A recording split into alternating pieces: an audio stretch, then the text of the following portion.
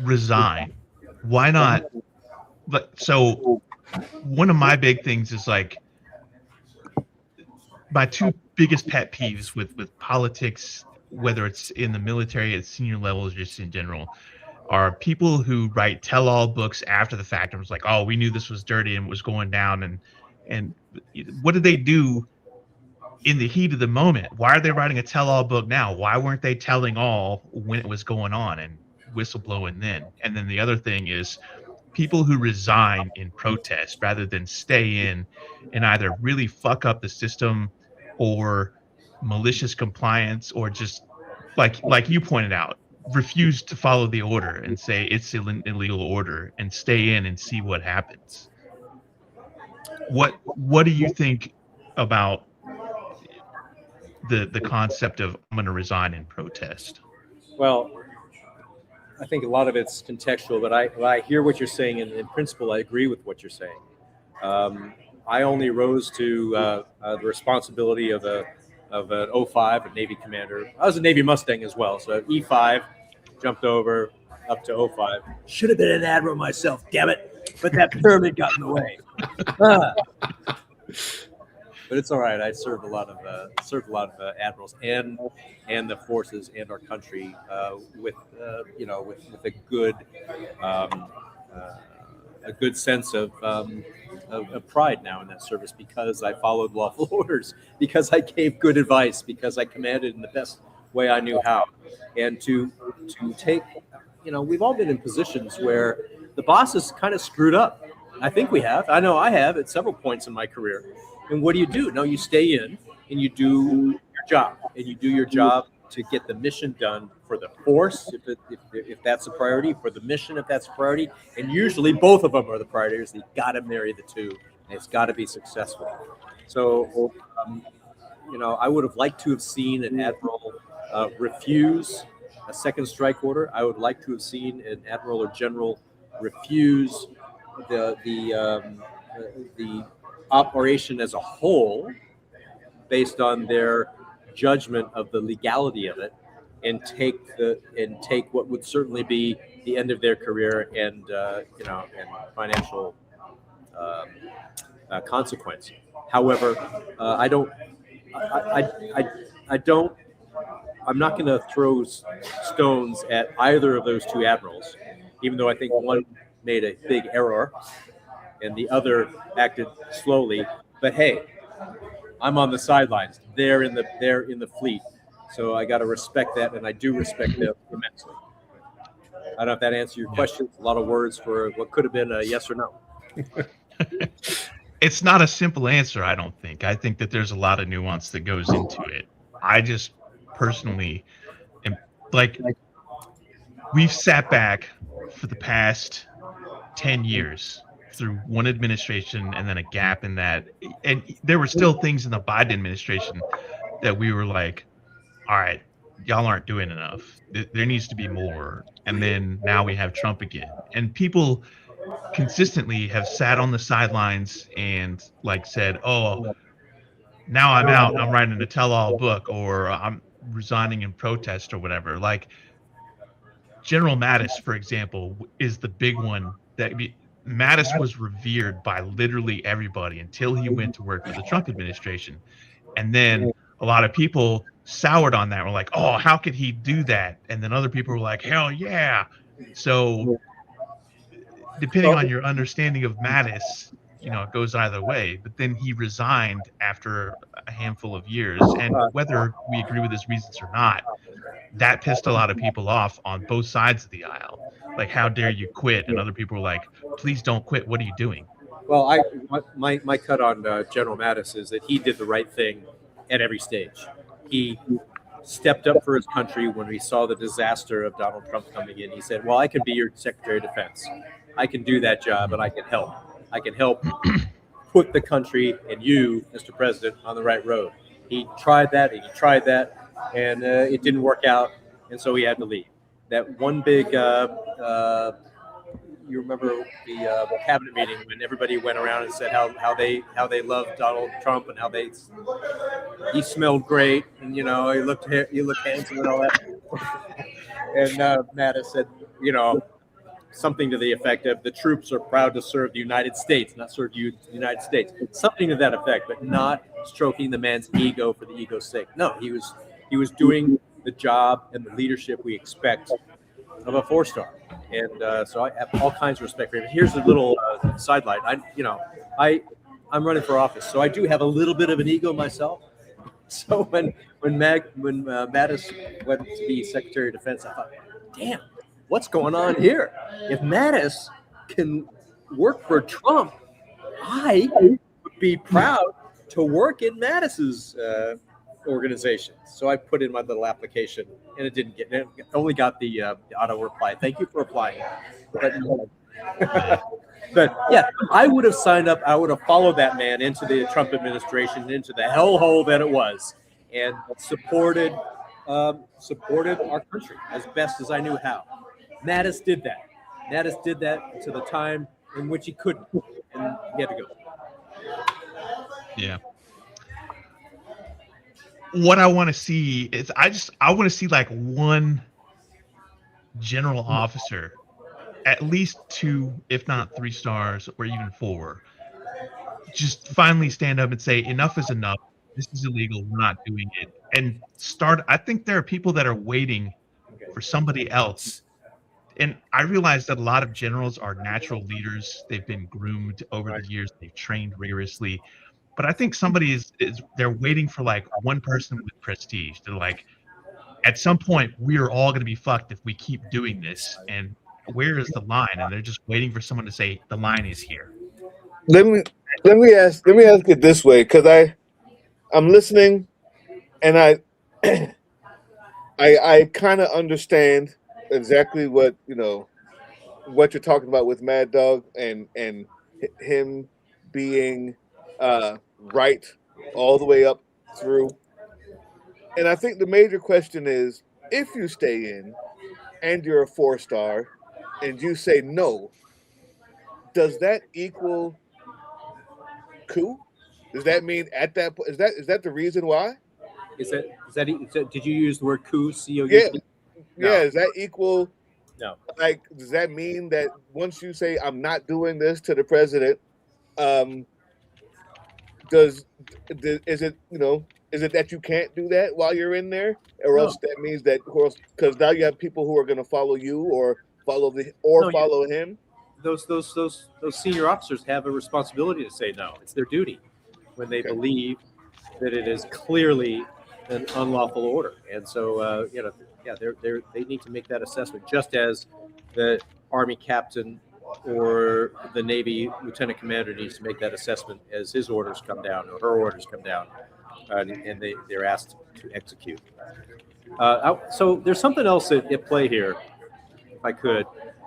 It's called the Revolt of the Admirals. I say again, Revolt of the Admirals. It was an actual thing, and all these general flag officers study this episode in American history as a lesson in civilian control of the military.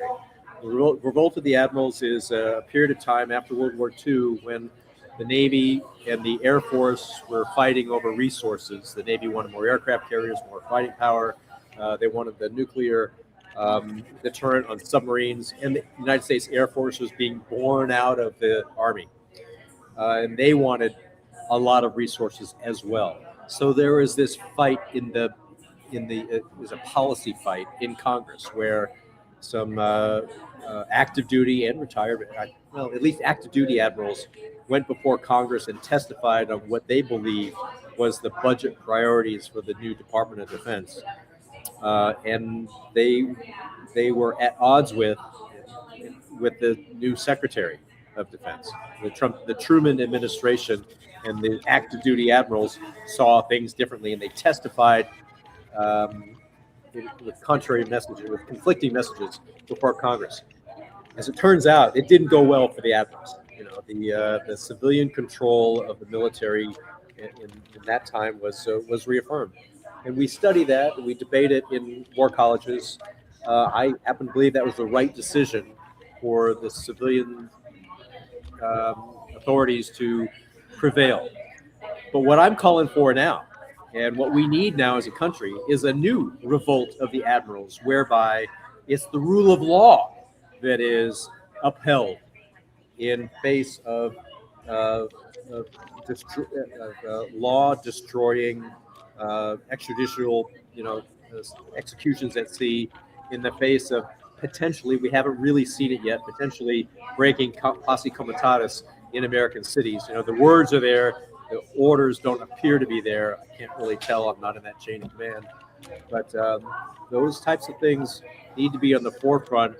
And every time I get on a podcast like this or a show like this, I'm pushing for a modern day revolt of the Atlas. And just a note, apologies for having some technical difficulty with Doug there. We'll continue on without. As soon as he gets started, we'll have him back Great in. to see you there for a second there, Drill Sergeant.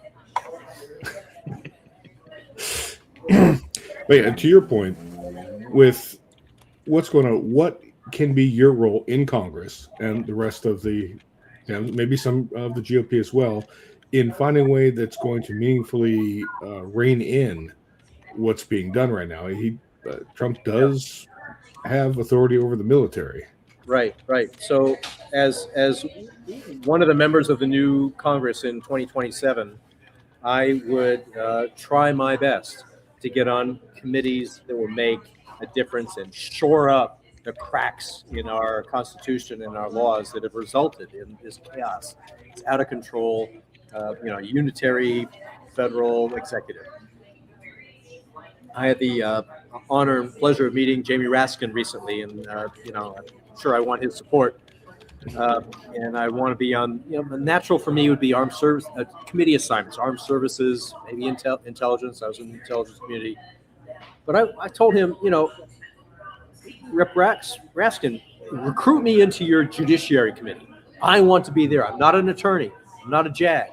But I can see what needs to be done for I can't see in legal terms what needs to be done, but I can see in practical operational terms what must be done to make sure our institution of the military is commanded by people who are compelled to follow the law, compelled to respect institutions. So we need some kind of probably constitutional amendments, probably certainly some closing of loopholes in the law that allow for a president to declare, drinking your Coke the wrong way, an emergency. And so therefore all the emergency powers kick in.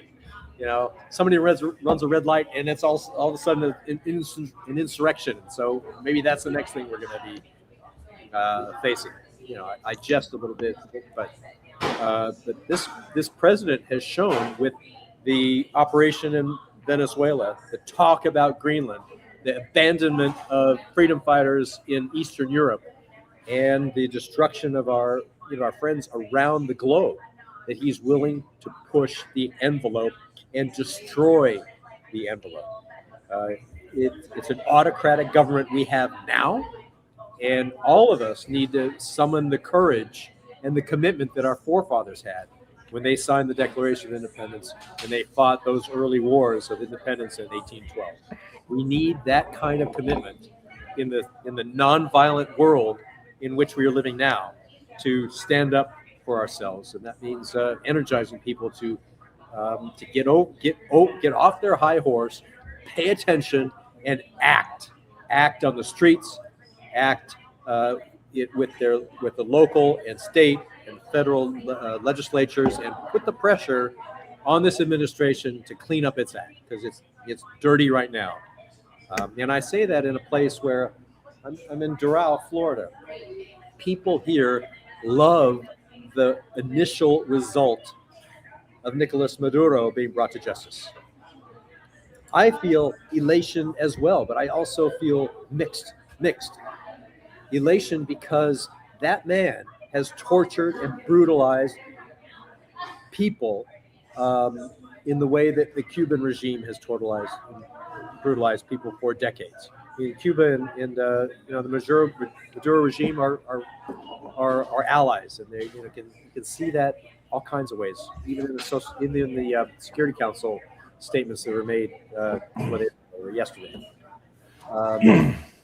So around here, we are happy that he's behind bars. And that's as far as anyone around here can think and feel at the moment.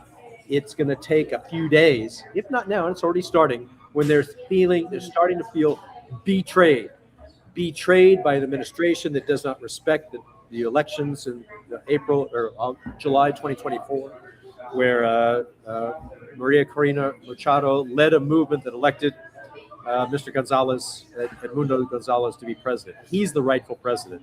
He's the person we should be ushering into power, but not like Iraq. And we don't want any de-Baathification, but we do want more of the head of the snake brought to justice. If you're going to move down this road, and the reality is, Trump has already moved us down this road. So the question for any public policy person and leader is not to go back and relitigate the past too much. You need to do it so you don't make mistakes in the future. But we've already made, our course. So the point now is, for people like me, what do you do going forward? For me, going forward is democracy that endures in Venezuela. It sounds from the reporting we've been getting that, pardon me, that Trump has said he's not going to allow the opposition to take power, that he's going to try to puppet the existing regime into doing what he wants, who have already, at least publicly, said that they won't.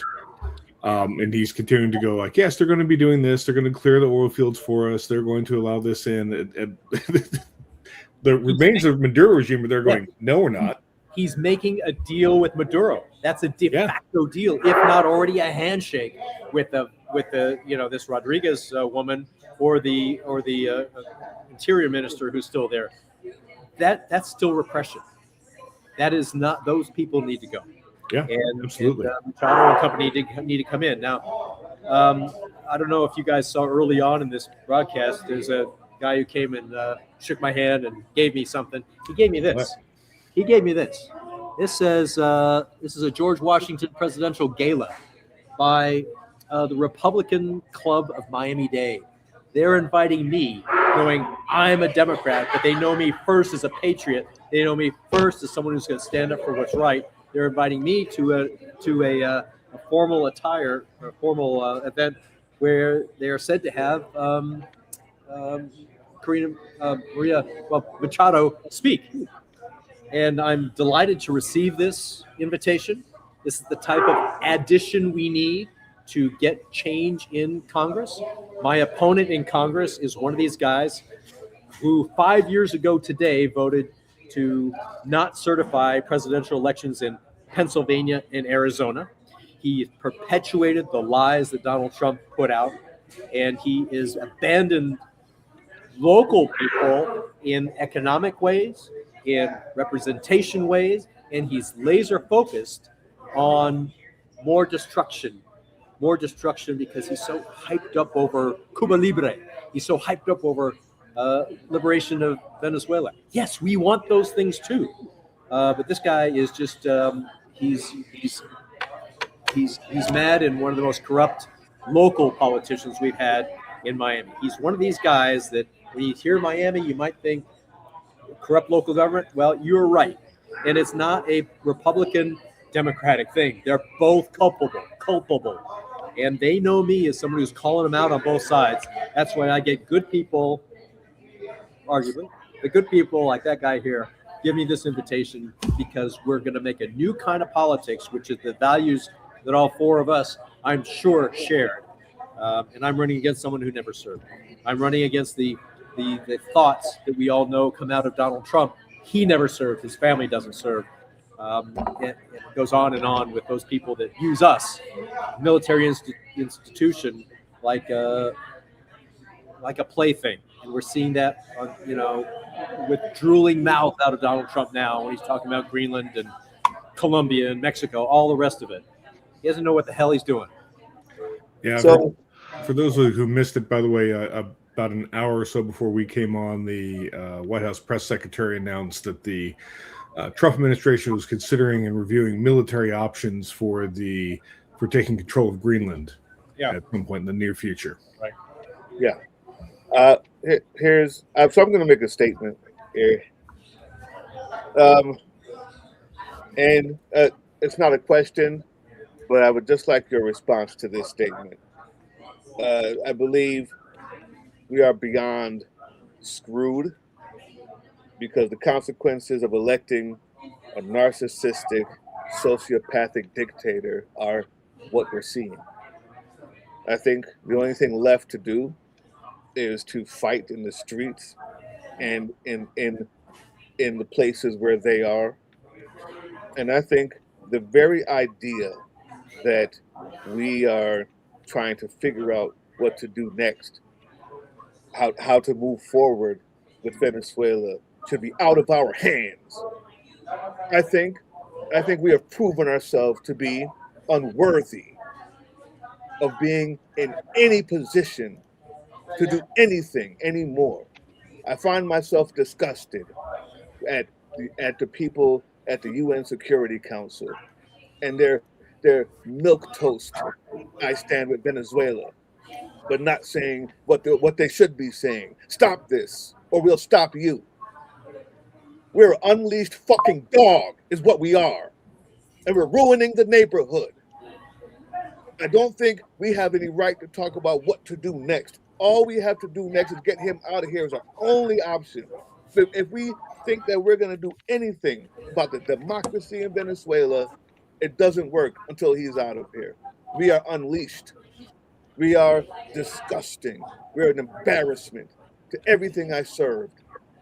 And the entire world has knelt down. What needs to happen is not us. We're the shithole country. We need help. We need the people in the UN, in the Security Council, to get up off their knees and to say, you know what, America, you think that you own everything. You go on TV and say you own this entire hemisphere.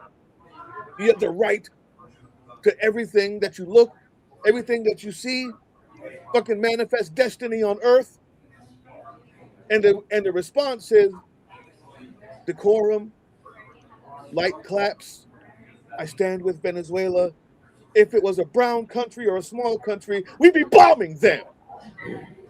But it's us. I'm not saying we should be bombed. What I'm saying is there's a leash that needs to come out, and it's not coming out by the people and by the rest of the world.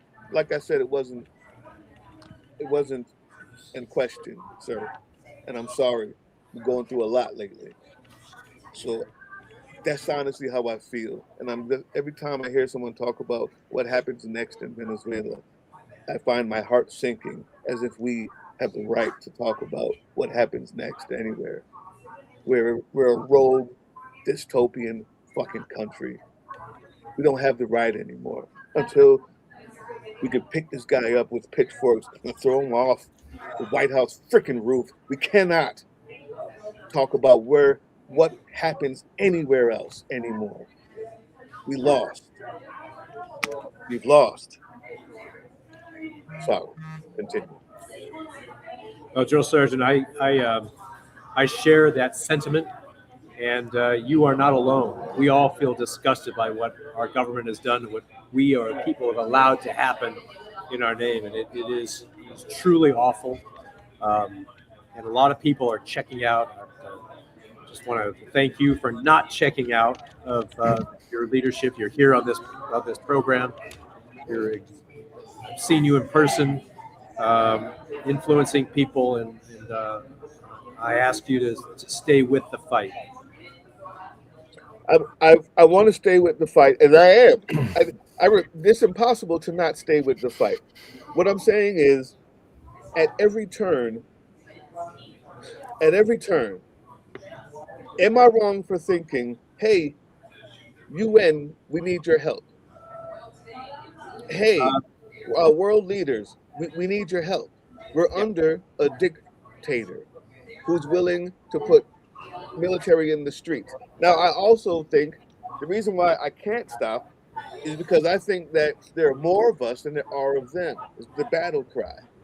We need to change those minds, enough of those minds to realize if we're in the streets and we're at the White House, they don't even have, they don't have enough to stop the groundswell. But the groundswell,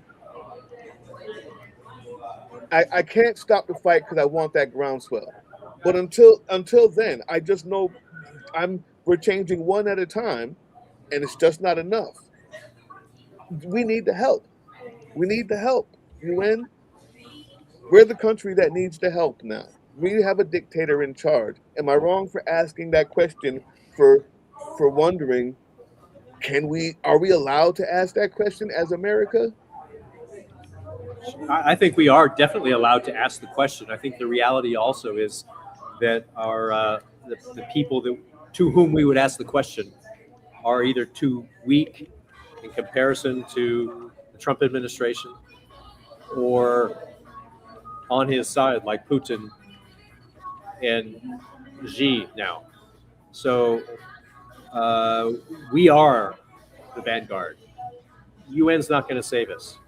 It's going to be down to us. It's going to be down to us on the streets and in the ballot box. So, and the ballot box is still there. And we need to make sure that it's free and fair. Moment. Between now and election in 2028, we've got a lot to do to hold back the executive.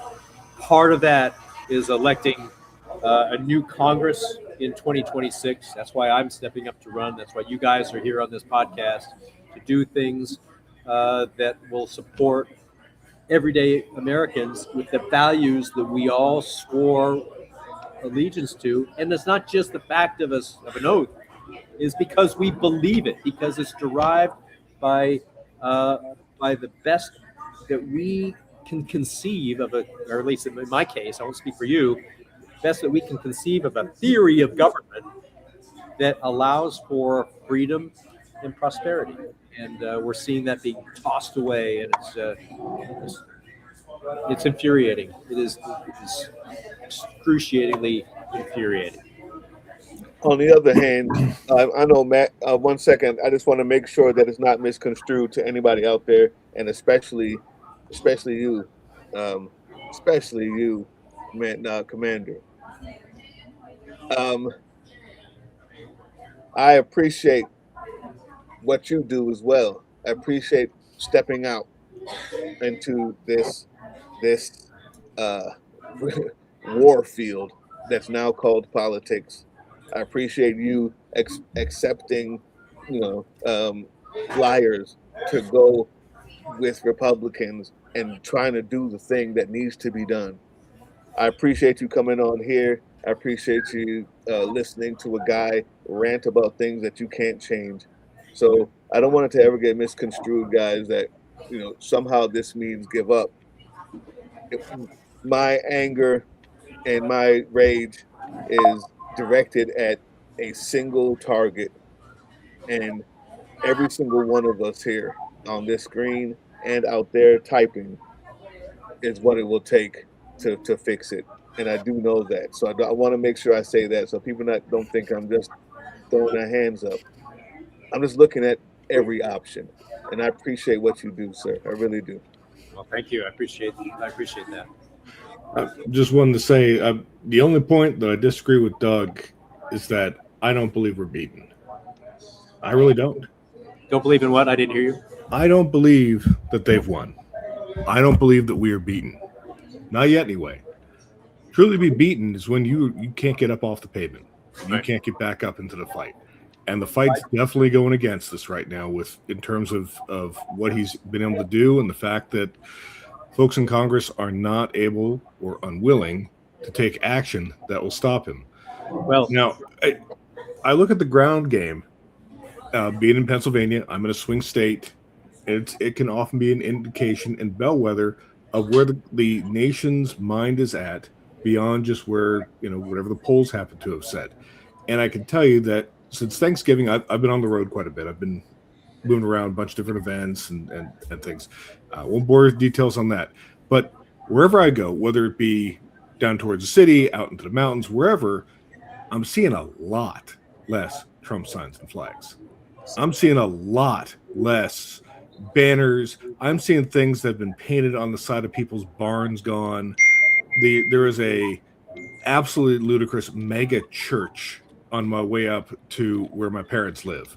And they usually have the craziest bullshit, just all the signs, just whatever madness they happen to be rambling through, just written on big white signs sticking up front. It's all gone. Every single one of those things is gone. And that tells me that he's losing the hearts and mind battle, even in areas that are deeply red. He is losing support.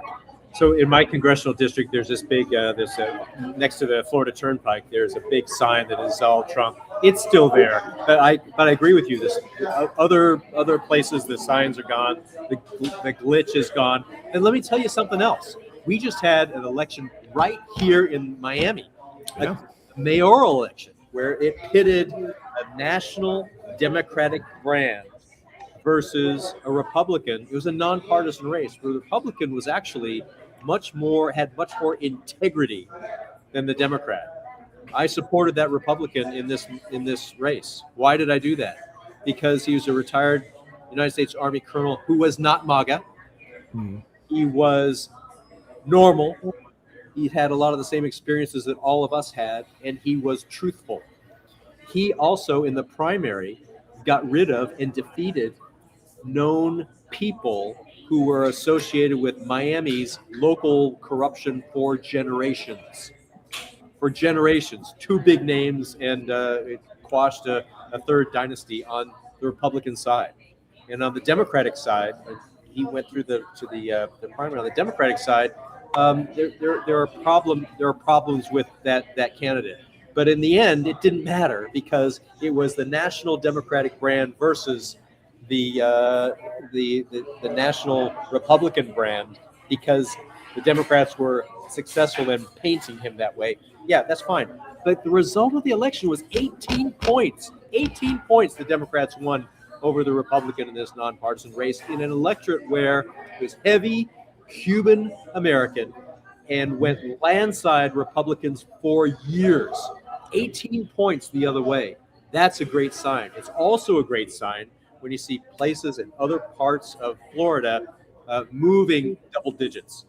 Back where I used to live up in Pensacola, in a special election up there, Escambia County, the westernmost county, went blue in that special election. Okay, in the overall, the Republican got in power, but we moved it, and I'm proud to say that my team had a hand in moving those people, and in other special elections in parts of Florida, and right here within my particular congressional district, we've had some municipal results that are very promising.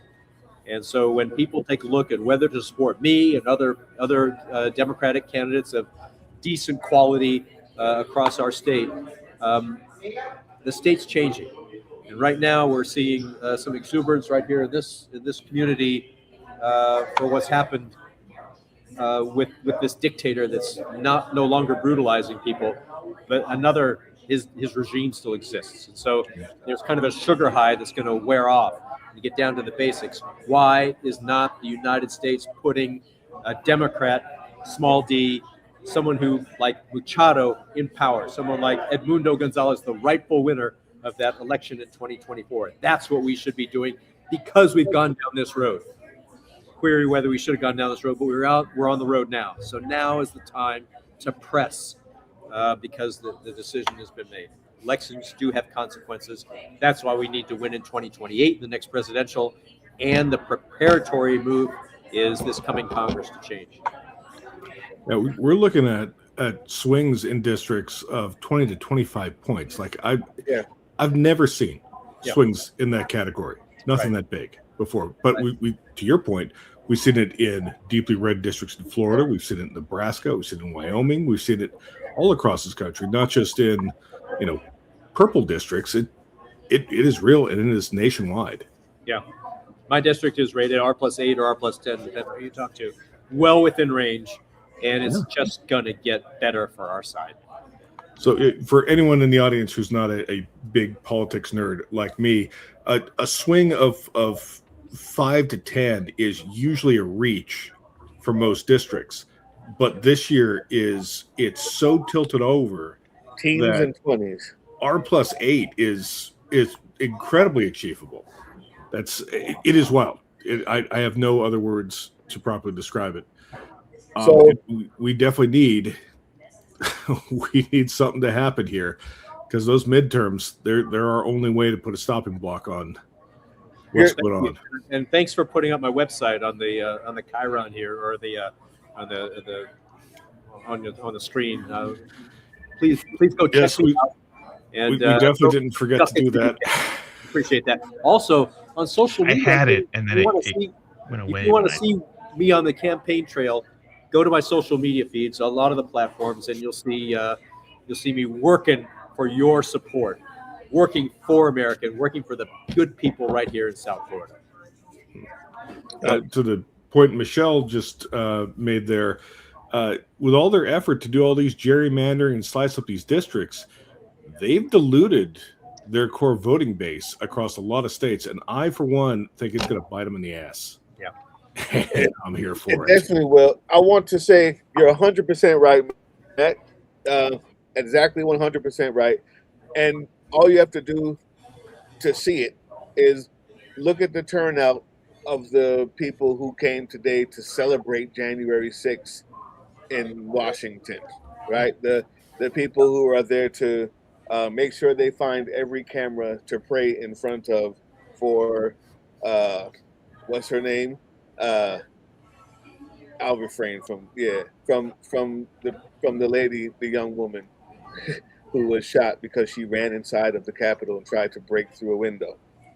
And that puny little ridiculous horde of whatever's left over from a MAGA stain on America's wall underwear is what's left. Like, so we know there's always going to be a certain amount that's left over. I mean, there's some, it just never, they're human beings. They're going to be a certain amount you won't get. But the only people left there are the ones who it wouldn't matter. Like it doesn't matter. Every single person, whether they admit it or not, that has sense, sees what's happening and cannot get with it, or at least has to pretend that they're with it so that the other people who are pretending in their church, so all of them can pretend together and not feel ostracized.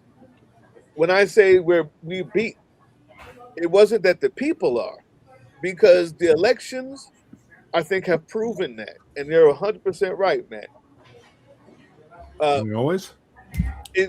In the no, never.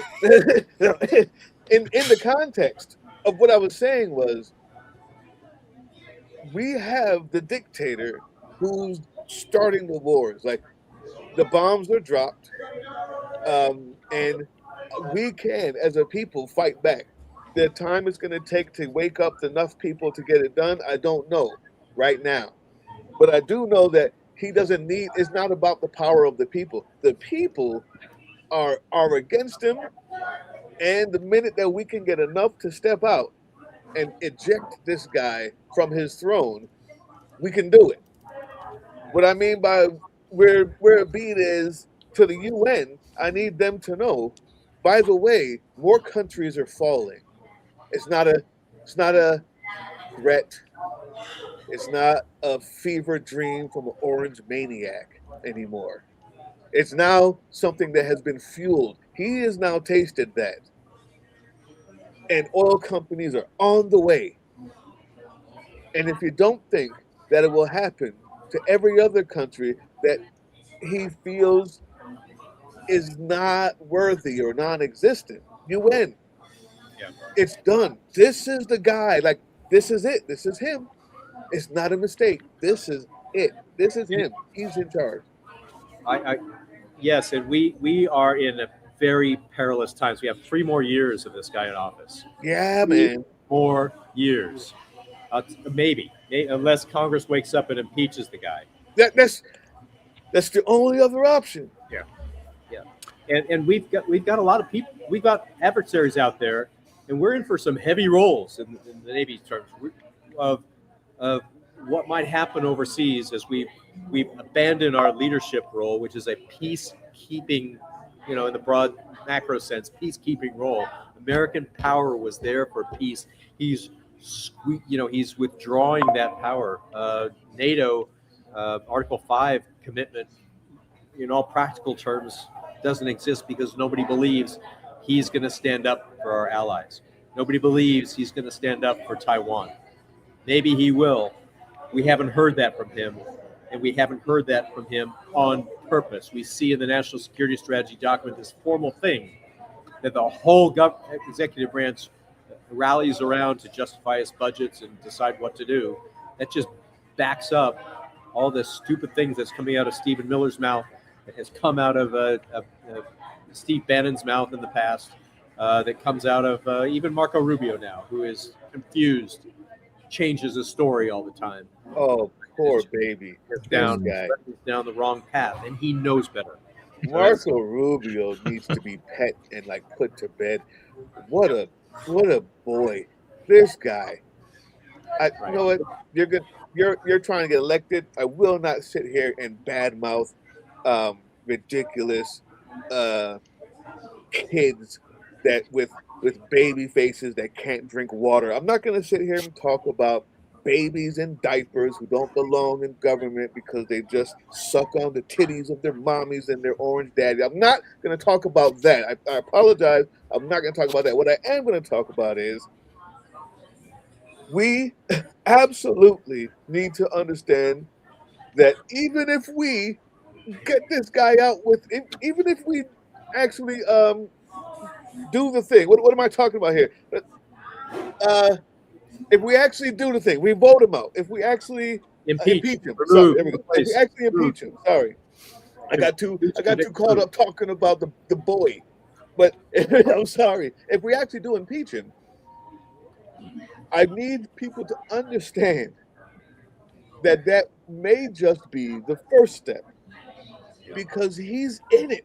Like, he believes he will sit there and tape himself to his chair and say, no, I won't go. Right? Like, that's right. We're going to have people drag this fool out. And he's going to have those little few minions left over that were at the January 6th celebration today. Yeah. Like, this is real life. So impeachment may just be the first part. I just need our folks, especially in Sons of Liberty, I need our folks to be ready. Like, this is it, man. The time has come. We've been called. I, for one, am ready to fight. I just wish we had backing from the UN. But I don't know, what do you think about that? Like, I don't think just impeaching him is the first step.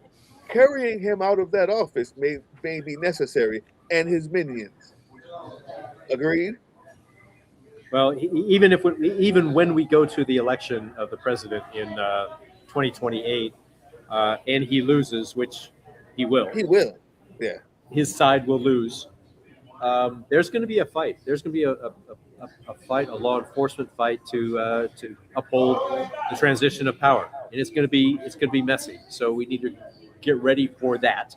I don't know what getting ready for that means, except preparing the Congress in 2026 to be there and help change the power. But you were talking about the United Nations. I think the practical thing that we all could do is do the old call up your friends in other countries and have reestablish and strengthen your people, the people-to-people friendships, across with, I've served the allied partners before. I maintain friendships in other countries, both civilian and military. To the extent we have those, we should be holding those friends close and confiding in them the weakness that we see, the profound weakness we see in our country right now, and not asking them to give us time, no, asking them to stand up with us for the common values that our president has trashed. Because those common values will in the end prevail among the American people and among peoples of the world, because we all want life, liberty, and the pursuit of happiness in one form or another. Now we've talked about the elections that have been happening recently, and a lot of the candidates have represented we'll call it a range of different positions on things, and not every position is going to fly in every single county across this country or every state, but for the most part, people seem to be agreed and focused on a few things.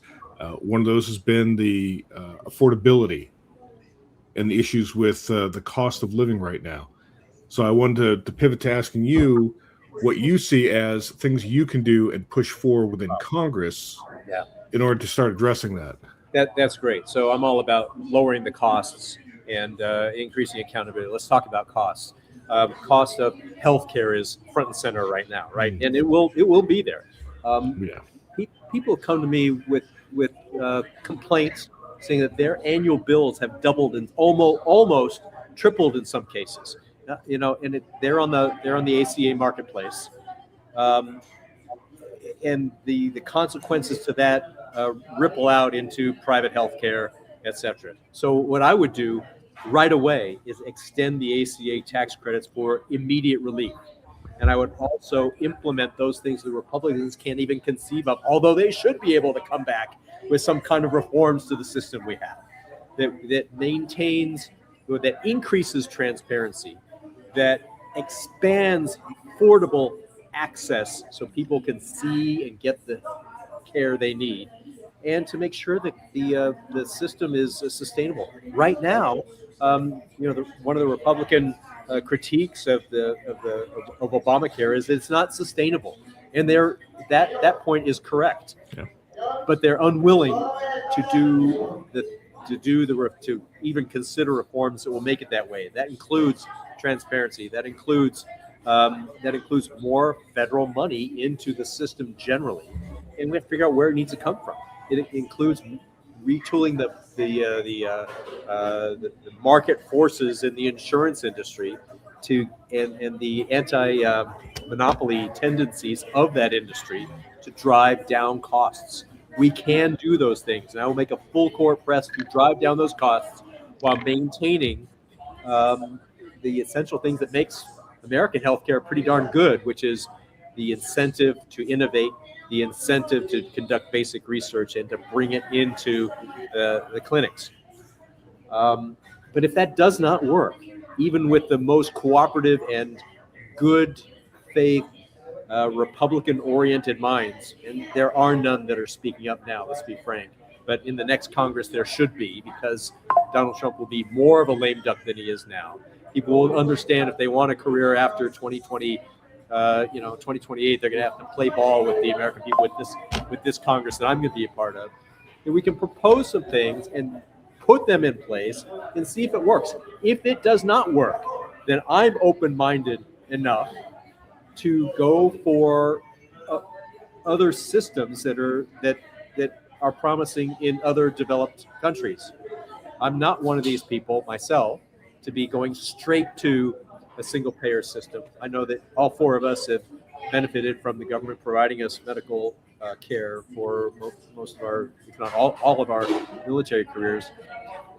But that's a legitimate path. The Republicans won't take that as a legitimate path. I think it's legit, and I don't think we have first gone through the necessary step, in my opinion, to increase transparency, to drive down costs in a roughly and keep some market forces within the industry of medical care. So that's my view on healthcare. Insurance, housing insurance in the state of Florida is out of control. It's mostly a state issue, but the federal government can help. And the federal government can work on the reinsurance industry.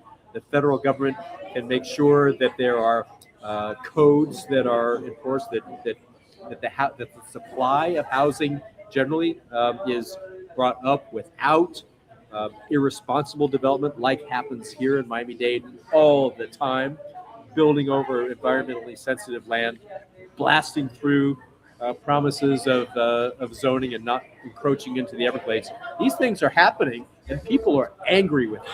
And so, as a federal representative, I would use my power, my oversight power, and my my power of appropriations to support anti-corruption and anti-self-dealing, anti-single big contract measures to make sure that our housing construction meets the needs of the people and not meets the needs of developers and people want to profit on it, as is happening today in South Florida.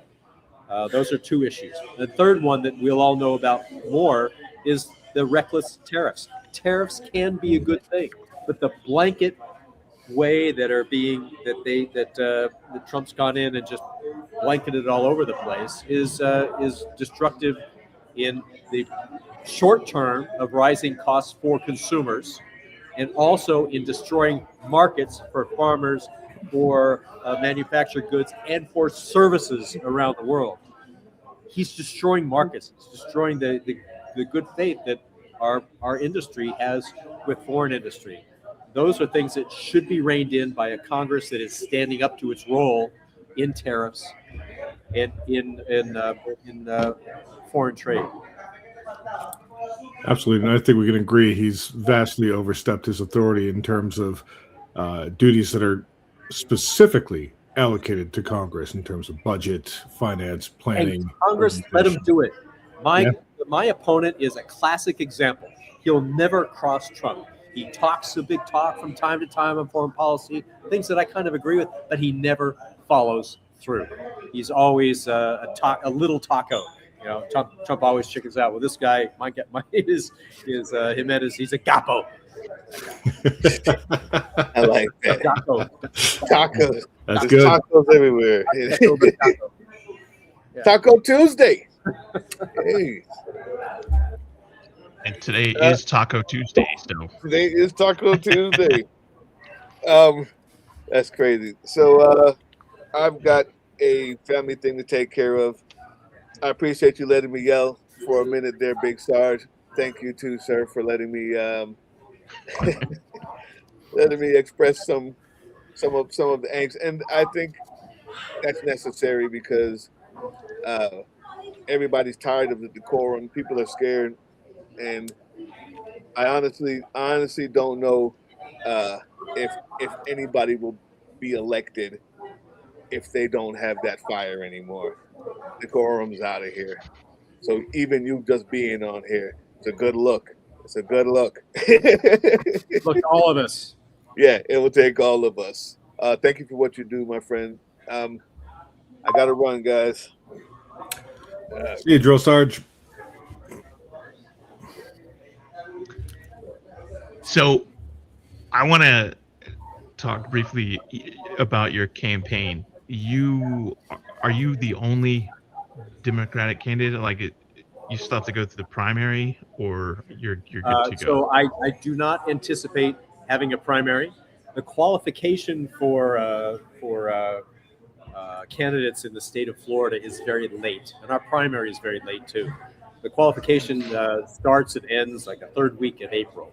I'm the only candidate in my district who's visible doing stuff. So I don't think anybody else is going to qualify for the ballot other than me. We'll have to wait and see if that's accurate or not. But I don't anticipate having a Democratic challenger. I'm pretty dug in. I've helped neighborhoods fight zoning and construction, and they appreciate that. It's nonpartisan, or Republicans, Democrats, and NPAs, and people don't care about politics. They know I'm there for them. They know I'm there for them when I stand up at county board meetings and fight for firefighters' priorities in the budget. They know I'm there for them when we go to, say, Key West or other jurisdictions where they're where citizens are going to their elected representatives in city hall to say, hey, don't make our local police turn into ICE agents. That's wrong. That's not our priorities. They know I'm there with them. So I do not anticipate a primary challenger in my case. And so that's that answer. Okay. So you're basically just good to go. You're waiting until April to I'm not good. absolutely make sure. I'm not good to go. I am not waiting. We are campaigning every day. I'm showing up for the people. I'm showing up where I need to have happen. I'm talking to folks on the streets. I'm knocking on some doors. I'm calling folks a lot. And I'm not working out as much as I need to, but I'm feeling the lethargicness of it. I got to get out and do my PT. But I'm not sure how this restaurant isn't helping. Well, it's certainly going to be a marathon out there. I don't envy you that. By the way, anybody who didn't catch it for some reason, we do have the link to Phil's campaign site up here if you feel you want to chip in or contribute. Thank you very much. Another seat that we could be flipping. Yeah, for people listening, your voice and your voice among your neighbors and your friends, wherever they live, is valuable to my campaign and to other Democrats across the country. Your following and amplifying and commenting on my social media feed, as with the others, is important to the campaign. And your contributions, your financial contributions, be they small, large, whatever, are helping us reach more people to get to win this election.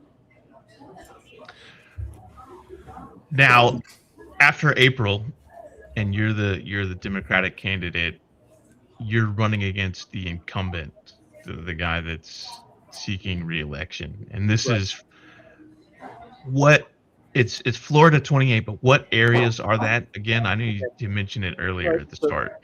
So picture a map of Florida, of course, southernmost district in the state. So from Key West, out in that island chain, that Key West, all the way up through Key Largo, and then over into the mainland. It's Miami-Dade County, big towns of Homestead, Perrine, Goulds, Florida City, the Hammocks, West Kendall, where I live, Sweetwater, and a little bit of Fontainebleau. The western part of Miami-Dade County. The people there are suburban. They're generally strivers rather than old money. There's a lot of homeowners there, been there a long time. There's also a huge amount of apartment young families and older folks. We have an agricultural area with conservative farmers who are, a lot of them supporting me because I show up at their pothole meetings. We have potholes out in the farm, out in the Redland agricultural area. It's really dangerous stuff. There's a lot of lawlessness that goes on out there, and they know I'm going to be there with them. We've got a heavy African American population in a specific area that is I don't know. Their leaders and I work together quite a lot. One of the things I do in my campaign is I try my best, and I do a pretty good job going to a different church almost every Sunday. Spanish language churches, Haitian, all kinds of denominations, and to the point where, hey, some of the folks see me repeat, and I'm loving that because that's where people are at their best, usually, in a setting where they're praying, they're thinking about themselves in a good way, their families and their neighbors, and I show up in those settings a lot. Yeah. So, what becomes your? Obviously, we know what your pitch is to Democrats. What's your pitch to the GOP folks who maybe are not really on board with the things Trump's doing, but aren't quite on board with, voting Dem? How do you win them over? I tell them accurately and truthfully that I'm running against Carlos Jimenez. I'm not running against Trump. I'm running to work with Trump when he's right and to check him as the Constitution requires us to do when it's appropriate. We can have that discussion if we need to. But fundamentally, what people want in their daily lives is someone who gives a damn, someone who shows up, someone who is going to be there to help reduce the costs of healthcare, like I just outlined, address the cost of housing and housing insurance, and look at the rising costs of living at the grocery store, repairing a car, of travel, and of course the hurricanes that are coming. You know, the Florida Keys have this evacuation plan that the state of Florida keeps changing the goalposts so that it's more dangerous every time they look at the situation. Like, what? No, they need some kind of a federal voice that is showing up and providing a perspective, if not guidance, on how to live our lives as safely as we can, given the realities of the rising seas and the warming oceans.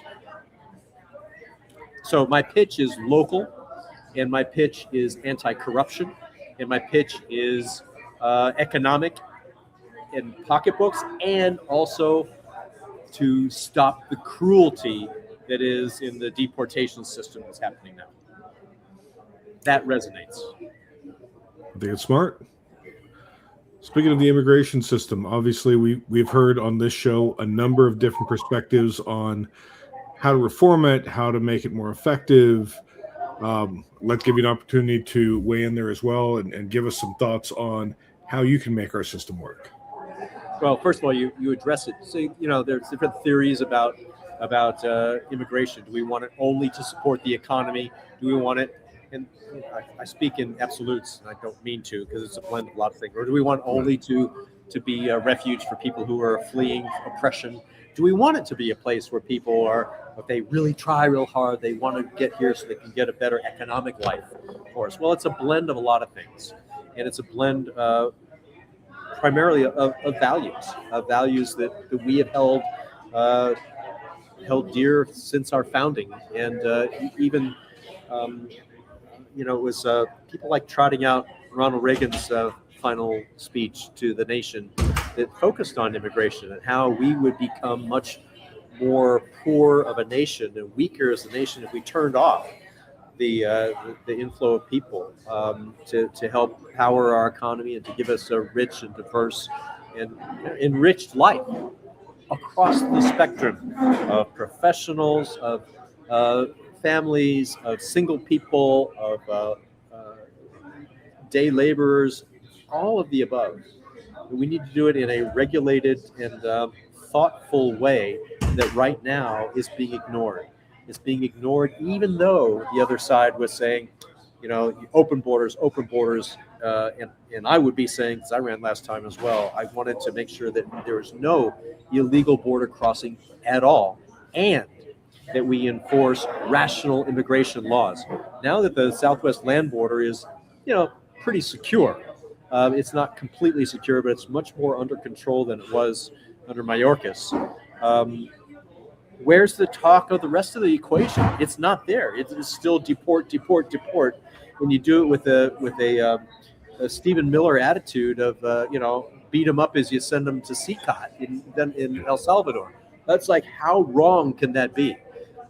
So as a congressman, I want to address immigration laws for reform and make it work from an economic point of view, from a moral point of view, and from a humanitarian, always with humanitarian and due process integrated within the system. Absolutely. One of the points we've heard discussed previously, we get a number of candidates on, right? So we get another lot of different perspectives on it, was the throughput of immigration judges and how many people the system can actually process through and say, you're, you know, a legitimate applicant for this, right. you don't belong here, you are, you know, issued this card, etc., that can actually do that, because right now our system's kind of very narrow. Well, we have a credible fear standard that's not being able to be adjudicated properly. We have too few judges, too few advocates who have access to the data. You know, there are lots of immigration attorneys, especially around here, too few immigration judges, and dwindling amounts of knowledge about who is where and what are the risks of going to court. when you have someone who wants to go to court, who is playing by the rules, as they said that they, come here, but come here legally. Well, come here legally includes going to court when you're asked to go to court and not being picked up with that. So I guess the bottom line is I want to make sure we have adequate capability to properly adjudicate asylum claims, properly adjudicate other processes within the very complicated immigration system, and to see where we can streamline it and again retool the immigration laws so that they are realistic, support our economy, conform with basic human dignity and rights, and we can do that kind of stuff when we have a political will to do it. Right now, we don't, because the Republicans under Trump want to fight it. The Republicans under Stephen Miller wanted just thinking of a rude term, but they want to get off on it, and it's like that's not an accurate take, honestly. It has been mind-boggling to watch. To your point, to see ICE agents camping out at the courtrooms, or citizen swear-ins, or people who are supposed to be issued their green cards. People who've done the entire process the way they're supposed to. They're showing up to do it, and that's when you grab them, because that's when they know they can get them and add to their count. And here's another thing. Now that you got me gone on a rant, I guess drill sergeant's gone, so here I am. I go to a military affairs council once a month, thereabouts. And in there, it's a Homestead Air Reserve base. I'm very grateful to be welcomed in with other members of the community who want to support the mission and the troops who are working out of Homestead. It's a military base in Homestead. And who's part of that? Well, it's a little cats and dogs base. It has lots of different things going on. AFSOC is there, Coast Guard's there, and Customs and Border Patrol is there. So their reps are always there. And I'm looking at that guy, and he's pretty, he's pretty squared away. He stands up and gives his brief, but he never talks about too much of his mission. He's always talking about the good character of his people who are supporting the community off hours. So he says, yeah, they're doing great work, and they're helping out. See all the pressure they're under and going and helping them out. Well, it is so sad for me to look at people in uniform and know that if I were in their place, I would be not liking my mission at all, and I'd have to choose to go somewhere else to serve my country. And he's not making that choice yet. Worse, you go to, I've gone to, coffee shops, and occasionally, several months ago, I remember seeing some people who are all buffed up out of the gym, laughing it up and saying, yeah, let's go join, let's get our $50,000 bonus. And so a table of 4 or 5 would say, yeah, I'll go join. And they go off and join. And no wonder we have people so professionals with their face covered, or putting themselves out as professionals, too ashamed to show their face when they're out on the street performing the duty for the American people. No, they are too often brutalizing and abusing their power with the populace, with regular citizens. They're giving disrepute to the uniform of our country, be it the CBP, ICE, or military, and that is wrong. That is also a motivation that I expect you share with me, to make sure we get in there and get rational immigration laws, and have the opportunity as a Congress and as the next president of the United States to make sure that we purge the federal police force of unprofessional behavior, because it is way out of control, way beyond out of control of professional standards, no matter how you look at it. But from a legal point of view, the Supreme Court has been saying, well, if the ICE does it or CBP does it, it's legal. But if law enforcement does it, well, you got to dismiss the case, or you have to let them go. You have to Mirandize everybody. Well, it's the Wild West rule of the gun with the CBP and ICE, and that's got to change, particularly outside the area of the land border. No, we have due process in this country. We don't have these Kavanaugh stops, where if you look like you're brown, you get stopped, and that's to his discredit, as well as the Supreme Court. Another area where I want to be part of the change in Congress to fix that problem. Absolutely. And Jimmy, thank you for that. The we do rock. There was a question in the comments about alligator Alcatraz. I'm not sure if they missed when you started on that, but if you wanted to readdress that, since we're on the topic of immigration and I am not looking at the comments, so if you could read what you'd like me to talk about, just broadly. There was a question that said, ask him about alligator Alcatraz. Okay. Bad name, Federal Detention Center in the Everglades. Look, the count, so there's lots of issues there. It's on tribal land from the Miccosukee tribe that went to court along with two environmental groups to stop it, not on the narrow basis of the environment.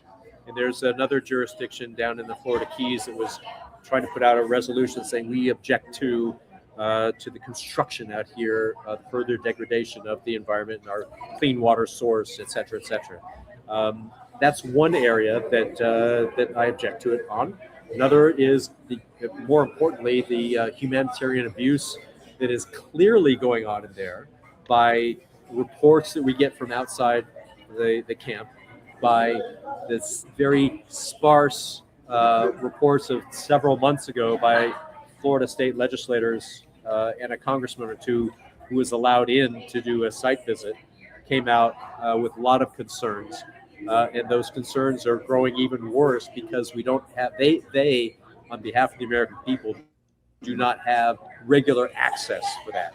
We had my opponent, Carlos Jimenez, go in there and come out without any comment, except, oh, it's not the Hilton Hotel. He went to another detention center in my district, which is called Krome, Krome. He came out saying that was just fine, didn't meet Hilton standards, but it was adequate. In a couple days, 3 or 4 days, within a week, somebody was dead in there. Dead of what? Of lack of proper medical treatment when they knew that he needed medical treatment. Getting a lot of 911 calls from both staff and detainees, and reports from family members who happen to know that they're there and go visit, of terrible conditions, of toilets backed up, of cold, of lack of medical treatment. All these things are stains on our country and on us. And so every time I get a chance to go out and participate in the weekly vigil that's on Sundays out at this detention center in the Everglades, I do. I don't get out there a lot, but I've gone a couple of times. I go on other occasions. I was there this afternoon. And you see also the law enforcement who are guarding the gates have a mixed review in my book. Sometimes they're professional. They're staying in their cruisers, Florida Highway Patrol. Other times they're coming in and out of there with a reckless abandon for public safety in the way they maneuver their vehicles in front of other cars, and just being aggressive, as if that's going to scare off some protesters or something. It's a bad attitude, and as somebody who, like all of us, has served in the military, you can go into a command and you can figure out pretty quickly what the command climate is like. And I'm here to say the command climate in law enforcement in the state of Florida around that facility is sometimes awful. I can't speak to all of it, but I can speak to the times I've been there when I've seen people just disregard common safety, road safety, as well as politeness on the road. Having said that, they've got protesters there all the time. Yeah, if you're going by, get out and say a prayer or something, you can see about a third of the people stopping there and taking pictures as if, oh, I love this. This is great, in front of alligator Alcatraz signs, and others that are not having that opinion. They're on our side, my side of thinking. I ran into when I was there this afternoon, there's a couple from San Antonio, Texas, who had stopped to take a picture, and we started talking. And I expect they're going to be supporting my congressional campaign after this. It's good to hear. Pick up the support where you can, anywhere you can. No, it's such an awful humanitarian mess. And I was having a conversation with a associate of mine yesterday who was basically saying that, like, you know, even this, you know, he's from outside the U.S. and he's like, whenever you guys, you know, fix your shit, the rest of the world's not going to forget about it. This is not something that goes away. Oh, we got, you know, Trump's gone. Yeah, all right, you guys can, you know, trade with us again. No. This is going to take rebuilding. Yeah. Now, a lot of us have built our lives around service, and one of the things I was privileged to do was in 2022, after the full-scale invasion in Ukraine, I was one of these guys who was living in London, so I got myself a van and went around to charities and filled it up with stuff, to, you know, humanitarian aid. And I drove it over thinking I was going to help out with some refugees in Poland, but one thing led to another, and sure enough, I was in country going around and dropping stuff off. And so I kept that up for the summer of 2022, and then in 2023, did it again in all of the month of January and all of the month of June. I've been back in Christmas last year, meaning 2024, helping with stuff and seeing military units. And all the while, my tolerance for risk keeps increasing as the more comfortable I get. And the great thing about that experience, among the great things, was you put an American flag out on the dashboard along with a Ukrainian flag, and we're the good guys. We are the good guys. You get through military checkpoints without speaking the language, right? It's amazing. But I stopped doing that. I was with the different groups of just pickup friends and associates, and I left them. I said I wasn't, you know, I'm always going to be involved, but they're kind of disappointed that I didn't continue to run goods and run surgical equipment and food and medicines and all that around. But I recognized that my job was back home in the United States, addressing this tidal wave of destruction that was Donald Trump. And so you're right.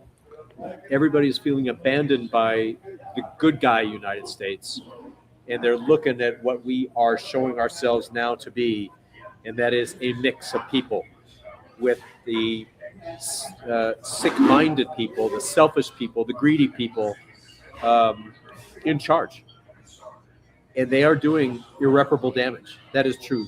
History is being written in Venezuela, maybe in Greenland. This is, you know, historic stuff. But we are an historic place to push back. And Drill Sergeant was talking about little babies. Well, the baby I'm thinking about is my grandson who is teething now, my grandson who is going to grow up in life, and I want him to have all the opportunities of freedom and prosperity and decency in the world that he's going to inherit from you and me and our neighbors. And so we, all three of us here on the screen, everybody watching, we are in the right place at the right time to get out and get engaged and continue to be engaged and get more people, you know, working for the noble side of politics, the noble side of leadership here in our country and abroad. Yeah, absolutely. I like yourself, I'm often thinking of my niece and nephew and what kind of world we're shaping for them, especially with my nephew who's very inclined to enlist once he's old enough. And it's like, do I really want him sent to Venezuela to make sure Exxon's profit margin's better? I could not advise either of my sons or my stepkids to enlist right now, or to even see commission, any of that. What an awful thing that is. I hate being in that position because it's been family tradition for generation upon generation upon generation. So, well, their duty right now is at the ballot box. Their duty is with their friends. Their duty is with their country in another form. And guess what? I hear tell that the Space Force allows people in their late 30s to join. So there's time.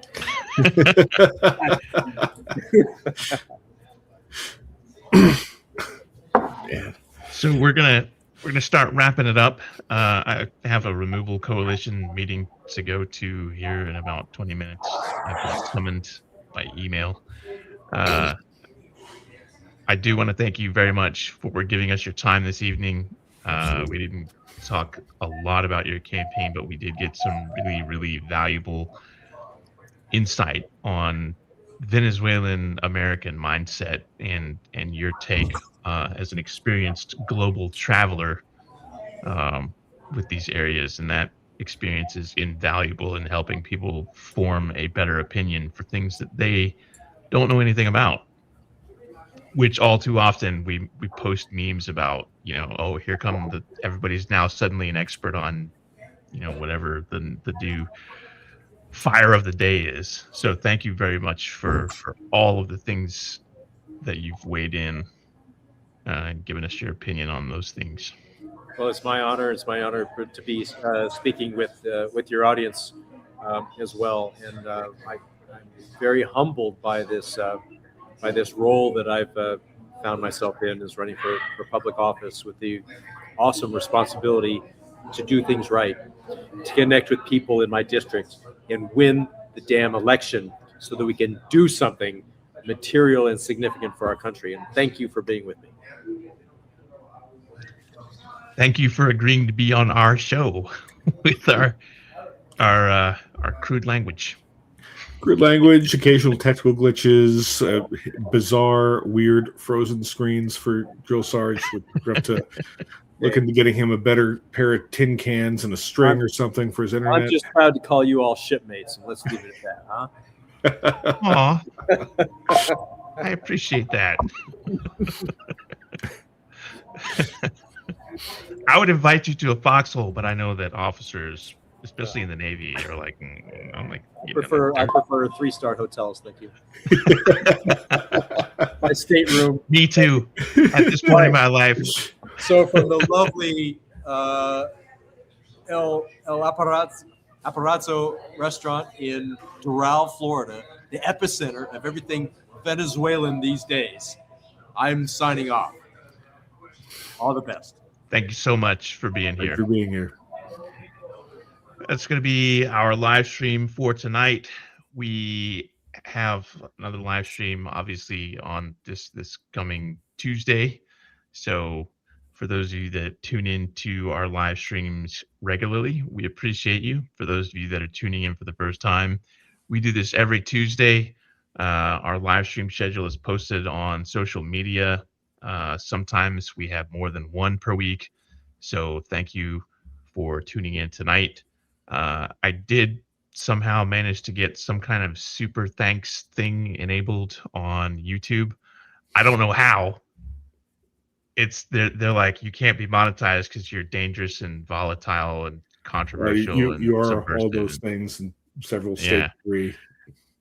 But somehow they emailed me and were like, hey, we're going to enable these super thanks stickers things so people can send you stickers or whatever. And apparently that includes the ability to plunk down change. So I guess StreamYard subscription just paid for itself for another month. So fucking yay, I guess.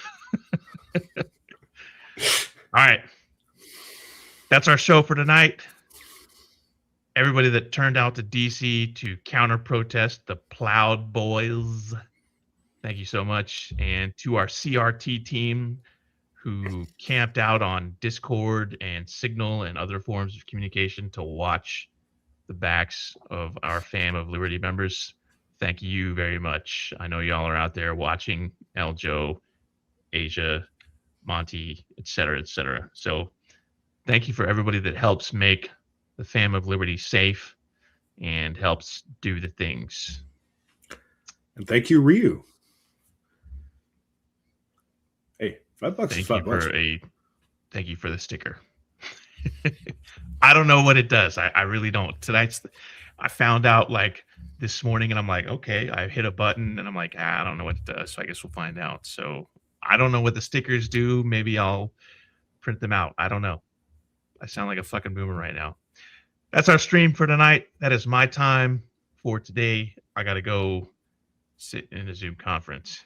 Y'all be safe. Stay warm. Love all of you, except for you. I'm looking right at you. You know who you are. All right. 2 claps on a Rick. Woo!